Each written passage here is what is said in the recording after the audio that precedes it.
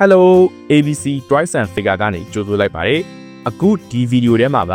ကျွန်တော်ရဲ့ customer တွေမှာထားတဲ့ပစ္စည်းတွေကိုအမှတ်တရစုစည်းပြီးတော့တင်ဆက်ပေးလိုက်တာပဲဖြစ်ပါတယ်အခုပထမဆုံးပြမှာက Iron Man Action Figure လေးပါဒီဥစ္စာက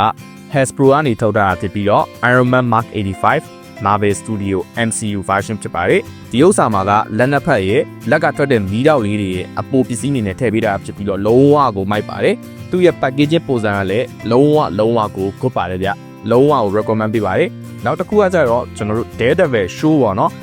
MCU ရဲ့ series ထဲမှာပါတဲ့ Punisher ရဲ့နောက်တစ်ခုက Daredevil ဒီနှစ်ခုကတော်တော်မိုက်တယ်ဗျသူ့ရဲ့ Punisher အဝတ်စားတွေရော Daredevil suit တွေရော accessory တွေရောဘာမှပြောစရာမရှိဘူးပေါ့နော်မမြင်ဘူးတဲ့ကျွန်တော်အိမ်ကလူတွေတော့မှတော်တော်ကြိုက်ကြပါတယ်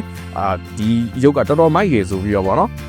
အိမ်ကလူတွေအောင်မှလိုချင်နေဖြစ်နေကြပြီပေါ့နော်ဆိုတော့သူ့ရဲ့ဒီအနောက်က cover တွေဆွဲထားတဲ့ဒီ bounce art design တွေကလည်းတော်တော်လေးကိုမိုက်တာအခုတွေ့ရမှာပဲဖြစ်ပါတယ်Okay ဒီနှစ်ခုကတော့ကျွန်တော် install ထားမှာပေါ့နော်ဆိုတော့နောက်တစ်ခုကကျတော့ကျွန်တော်ရဲ့ customer မှာထားတဲ့ဒီ Arbor Ranger သို့မဟုတ်ဒီ Dino Thunder ရဲ့ memory edition ပဲဖြစ်ပါတယ်သူကကျတော့ဒီလက်ပတ်ပါမယ်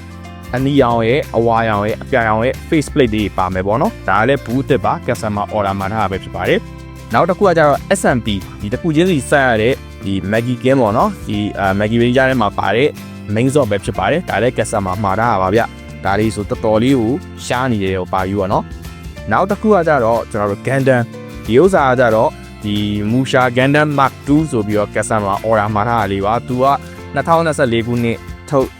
Bandai ဂျပန်ဒါလိုက်စက်ရုံပေါ့နော်Bandai ရဲ့ဂျပန်ရဲ့ China ရဲ့ Thailand ဆိုပြီးရှိတာပေါ့ဒီနှစ်ခုကတော့ဒါကျွန်တော် install ထားမယ့်ဟာလေးကြော်ညာလေးဝင်ပါမယ်ဆိုတော့ဒီနှစ်ရုပ်လုံးကကြတော့ကျွန်တော် install ထားအောင်ပါပေါ့နော်လို့ရှိရင်လည်းထပ်မှာပေးပါတယ်ဒီပစ္စည်းတွေကFacebook မှာကျွန်တော်အသေးစိတ်ကြော်ညာပေးသွားမှာပါဗျကျေးဇူးပါ